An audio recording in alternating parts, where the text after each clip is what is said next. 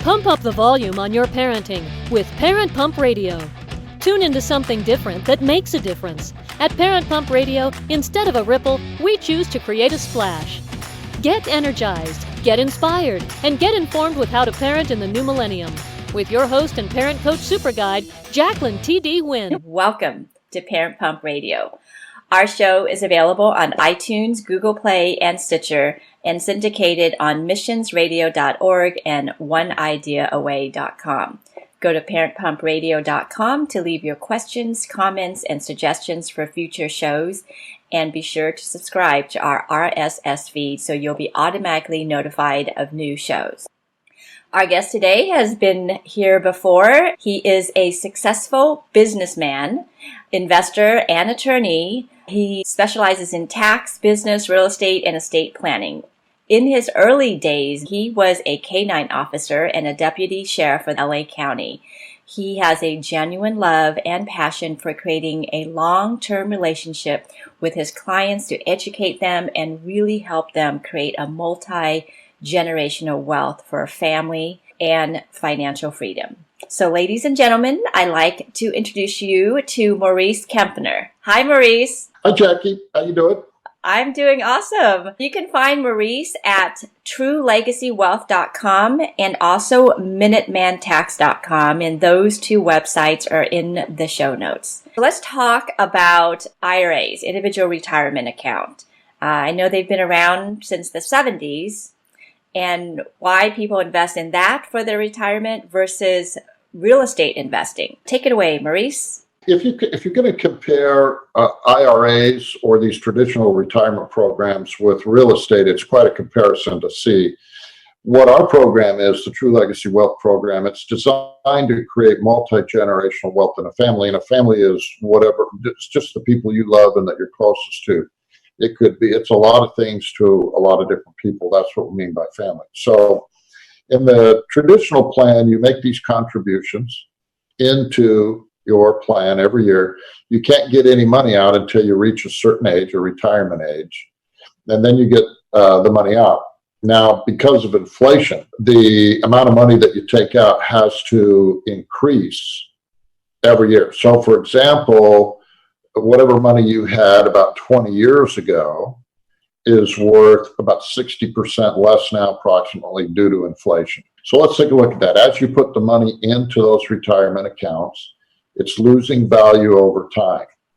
And so the return on that money has to be enough to overcome those inflationary losses.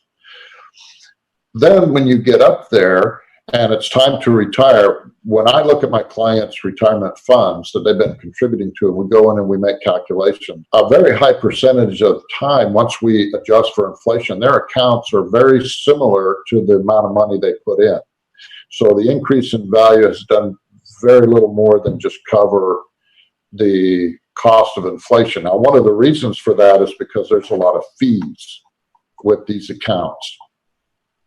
Now, my family always told me, and my family had wealth for generations, the wealthy people in my family told me that you want to acquire assets that generate cash flow, do it as a family, and move them from generation to generation. Now, that contrasts with what most people are told, which is get good grades in school so you can get into a good college so you can have a good career and a good retirement. You see the difference.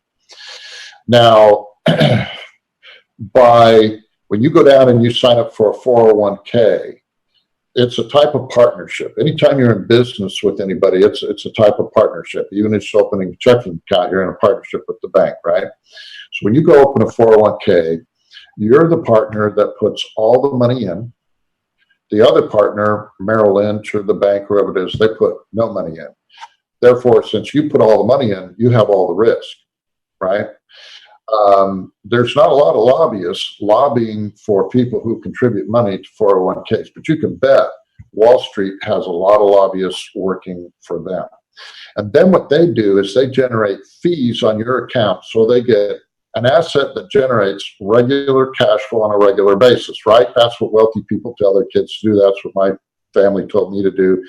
They've now acquired an asset that generates cash flow on a regular basis. You haven't. They start to collect cash on it now. You have to wait until you retire and then hope that you can sell things for more than you paid for. Real estate, on the other hand, if instead of using the money to put into these retirement accounts. Let's talk about the real estate later, because I want to let people, because I'm going to bring up a PowerPoint presentation so that we can do the comparison.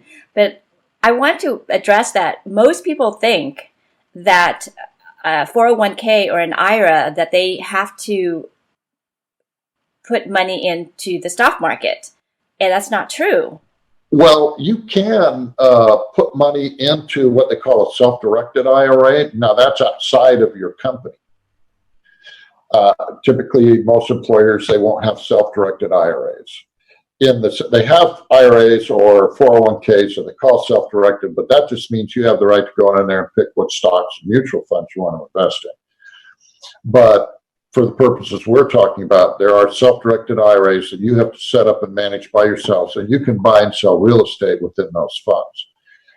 Now, I don't recommend those. I think it's better just to, and there's different schools of thought on this, but you can run the numbers in an analysis we won't do on this show today. It's a little complex, but I think anytime you put one tax shelter in another, it usually doesn't work as well. And real estate is a great tax shelter in and of itself. And then you're putting it in another tax shelter, the self-directed IRA. When we use these self-directed IRAs, it's typically when somebody has been putting money into their retirement for years and years. And now, instead of retiring and then just burning that money up over the years in their retirement, they can then, once they're not with their employer anymore, now they can move it out of their employer's program. They can roll it over into their own self-directed IRA program. And then they can put it into real estate, and then the rent they collect is the monthly check they can get out of there. Now, as the real estate goes up in value and rents go up over in time with inflation, they've got cost of living increases, their account value, so to speak, goes up. And that's the difference between just doing that and a regular 401k in the stock market. Okay, so we have a presentation. For those who are listening to the show, we're going to do the best that we can to explain what's on the presentation, but this is also going to be going on YouTube, so that you should go to our YouTube channel at parentpumpradio.com. And you can see the presentation side by side. Okay. Now, one of the things that I will mention that might be interesting for people to do, there's a series on the PBS, Public Broadcasting System, called Frontline. It's a documentary series, and they do documentaries on stuff. You can go to YouTube and just put in a search there, put Frontline, the retirement gamble, and what you'll get is this show. It's at least an hour long, and it talks about a lot of the problems that you're going to see in a more extensive way if you want more information on it with these type of retirement accounts. One of the things it talks about is how all these fees drain the profits out of there, and how they're hidden and hard to find, and how not that many Americans are prepared for retirement, and how a lot of them who have put away in retirement have lost their retirement money in the market for various reasons. And then the second part of the show kind of goes into all these fees and how the profits are drained out, and basically Wall Street ends up making more money than you. The president of one of the biggest mutual fund companies in there states that he thinks Wall Street is getting around 70% of the profit. Wow. So you can just watch it and come to your own conclusions, and that'll address a lot of the issues we just don't have time here to look at. And those are all things you can avoid with when you do real estate, because you own the real estate. You're in charge. You're not siphoning fees off to other people that you don't choose to siphon fees to, and the fees aren't hidden and you know what they are. Like, for example, if you have a property manager. So I just think it's better to control your own destiny. We have a team of people that can help you deal with those things you don't know. Our job is to teach you how to do real estate. That's one of the reasons why a lot of people don't do it, is the barrier to entry. That's what they call it in business. They don't understand real estate. They're not familiar with it. So there's really no barrier to entry to a traditional retirement account. You just go down put your money in there and you're in. You don't have to do anything. On real estate, you have to know what market to buy, look for properties, that kind of thing.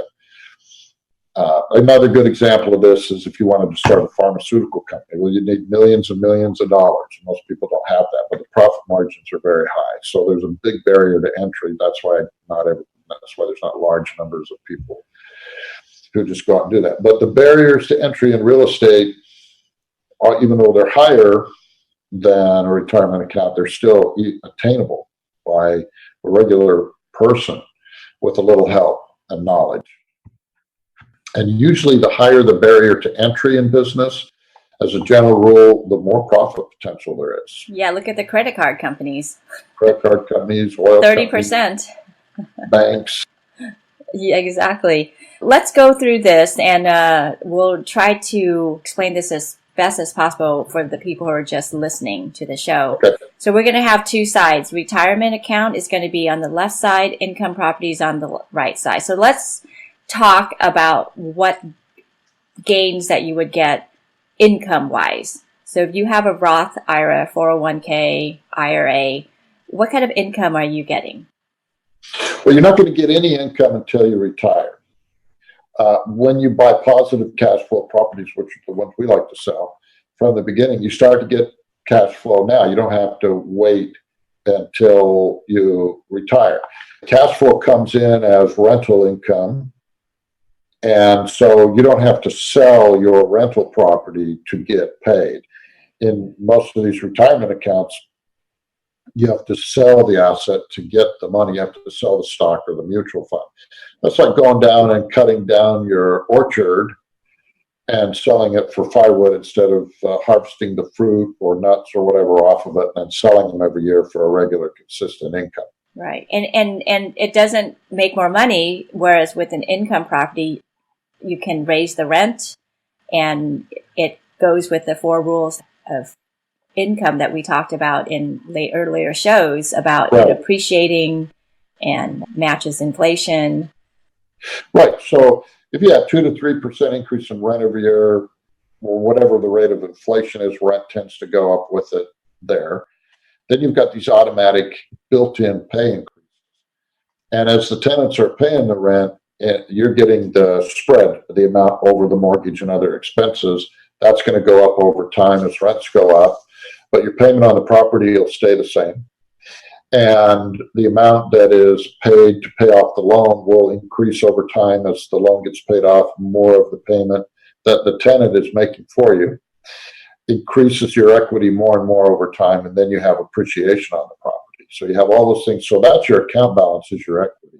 That continues to go up without having to sell your property. Right. You have to cut down your orchard just to make money. Right. That's a big difference. Yes, it is. Let's talk about wealth accumulation.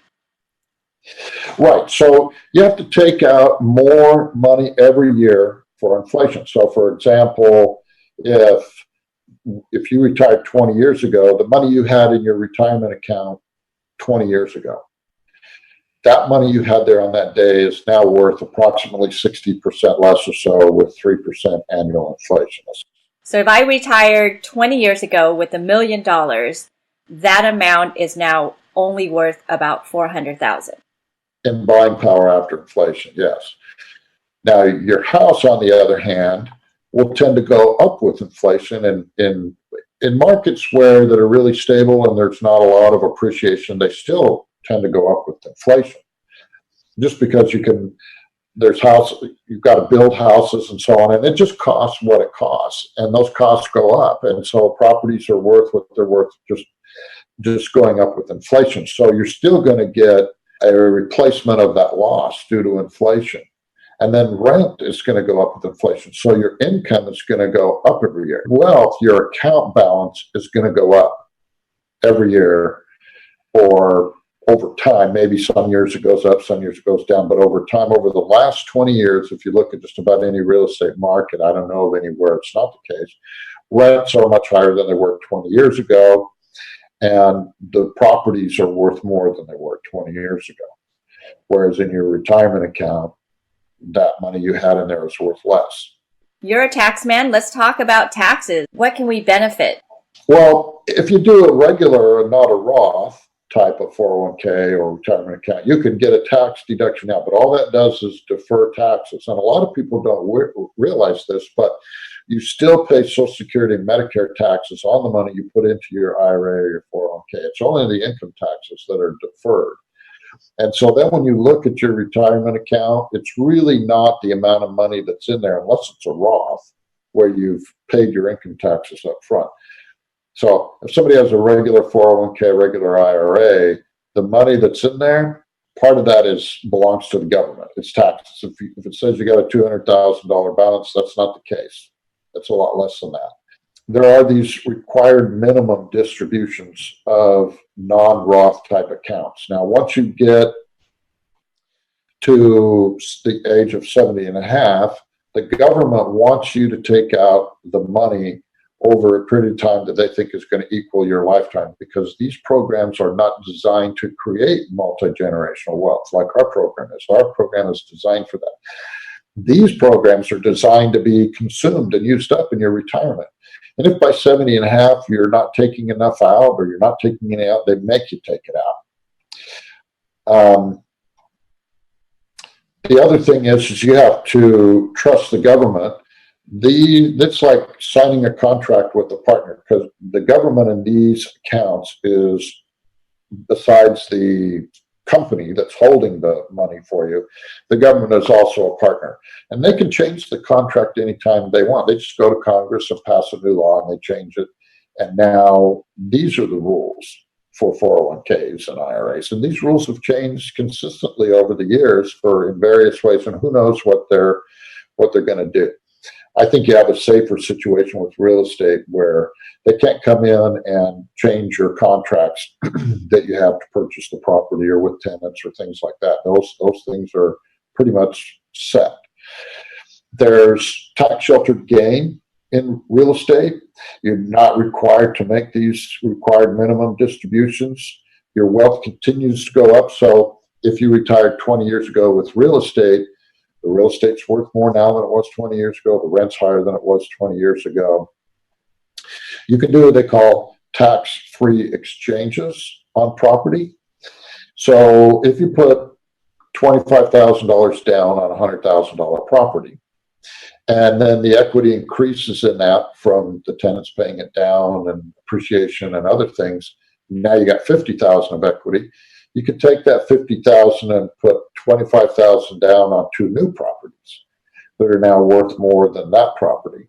And you just roll the profit from that property into the two new properties, and there's no taxes on it. You can do these it's called a 1031 exchange. It's a tax-free exchange.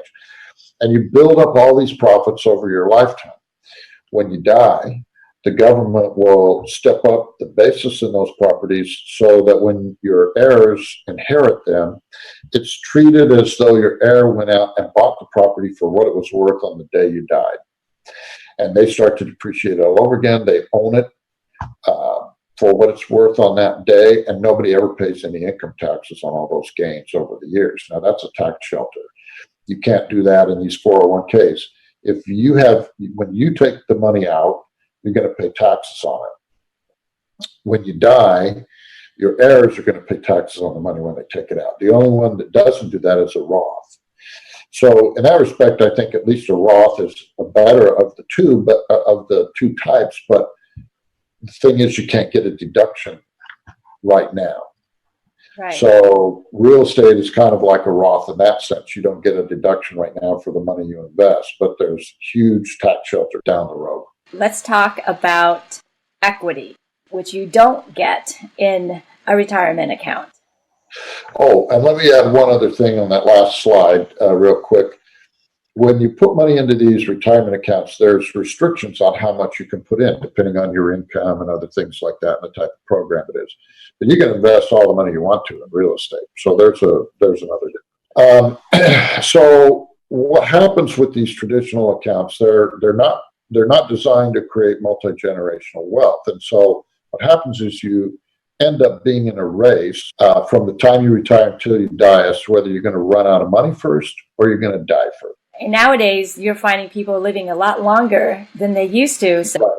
So a lot of these ads you see in papers and TVs and radio, whatever, they from these companies that sell these stocks and mutual funds, these 401ks, they're always talking about making sure how you have enough money to last you for your lifetime. That's why you end up in this race. And everybody knows that's the big problem, is not to run out of money before you die. Whereas with real estate, your equity tends to go up, your income tends to go up, your loan is getting paid off by tenants, and then as time goes on, you've got all these properties that are paid off and giving you higher cash flow. And then you leave a paycheck for life to your heirs, your kids usually, where they're going to get regular, consistent income for the rest of their life. And you can't do that with a 401k. It's very difficult to pass that on to the next generation without a lot of problems, because they're just not designed. And you have to just hope that in your 401k that your stock and mutual funds are going to go up over time. There's a lot of companies that have gone out of business in the last 20 years, big companies. I mean, I remember Circuit City used to be a big company, and they're gone. Kmart, Sears is now going out of business. Sears has had trouble, Radio Shack, whatever. But with real estate, as a general rule, you've got this land and this building. It's not going to go to nothing. It's always going to be worth at least something. So to me, that's better security than just stock in a company. Like you said earlier, you have more control and power, whereas with stock, you're putting it in Wall Street, which they have the lobbyists. They're not even for you. They just want to make sure they get all your money. They're the partner that's creating an asset that generates cash flow no matter what, while you're taking all the risk and investing all the money. I mean, think about it. If somebody came to you and said, hey, let's be partners. You invest all the money, you take all the risk. I'm going to take a regular paycheck every week out of this investment, and then we're going to hope that you make money. Would you do that?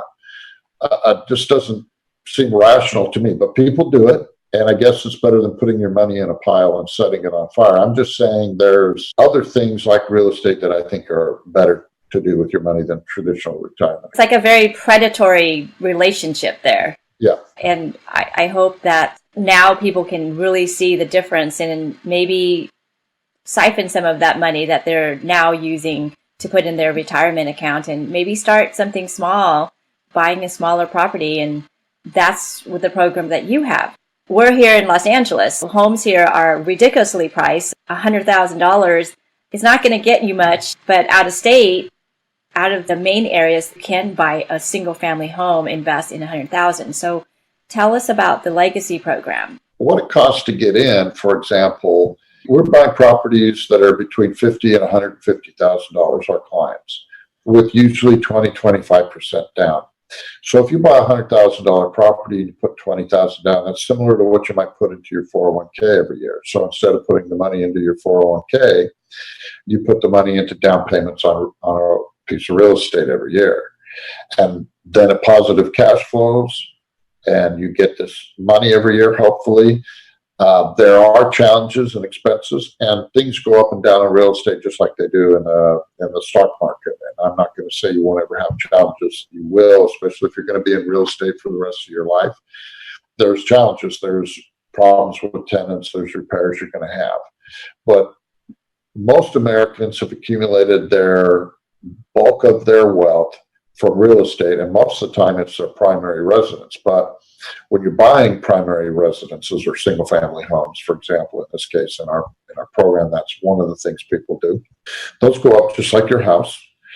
And over your lifespan, from the time you buy it until you die, they're just going to have this tendency to go up, and you're going to accumulate wealth. So real estate is the major source of wealth accumulation for most Americans. I know that came from some government study. I can't quote it, but you can probably Google it and see if that's not the case. Most Americans are not increasing their wealth through the stock market or their retirement accounts as their major source of wealth increase. At least have that awareness. We're going to have that link that you talked about on YouTube in the show notes so that people can watch that and really be more informed about what their choices are. Yeah, so our program is designed we want people who want to be in our program for life. We're not after a quick buck. Right now, the price to join is $997. Also, we have a free membership where you can just get emails and letters on properties and other things going on. Once you join, then we help you find properties. So the threshold is very minimal. The risk is not like you're investing tens of thousands of dollars like some real estate seminar and training programs you see out there. And we make our money as you make money. So if you're actually successful and you're acquiring real estate, that's where we make money in what we get from where these properties are sourced from. We get some referral fees or other fees for helping to put these deals together. And that's how we get paid. That way, we're making money when you're making money and our interests are more aligned. That's why we like to do it that way. And we want people who want to be in this for life, who want to create multi-generational wealth. We're not after a quick buck, and you shouldn't be either. This isn't a get-rich-quick thing. But if you stick with it, within 10, 15 years, you should have a pretty good stream of income. And in many cases, we replace people's job income during that period of time.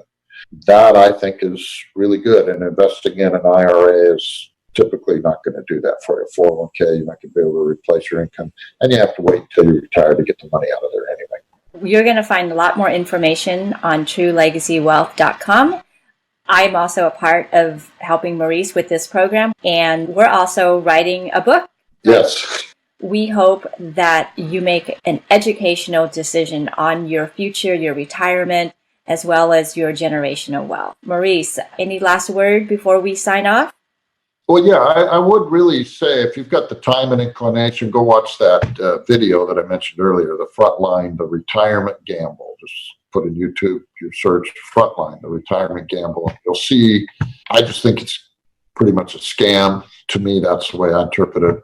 Reasonable minds can differ. But after you watch it, you'll see a lot of what's going on with your retirement accounts. It's very interesting. And we'll have that link in the show notes. Thank you so much, Maurice, for your time. You're welcome. And listeners, until next time, always be learning and always be growing. Thank you so much for joining us today. Go to parentpumpradio.com and click on the pink box on the top of our homepage to listen to our new and archived shows. To be instantly notified of new episodes, subscribe to our RSS feed. The RSS feed button is located at the top of the page where all our shows are featured. And after listening to the show, go to parentpumpradio.com or our Facebook page to leave your comments, questions, and topic suggestions. And while you're at our website, sign up to receive a free gift. Until next time, have a wonderful week.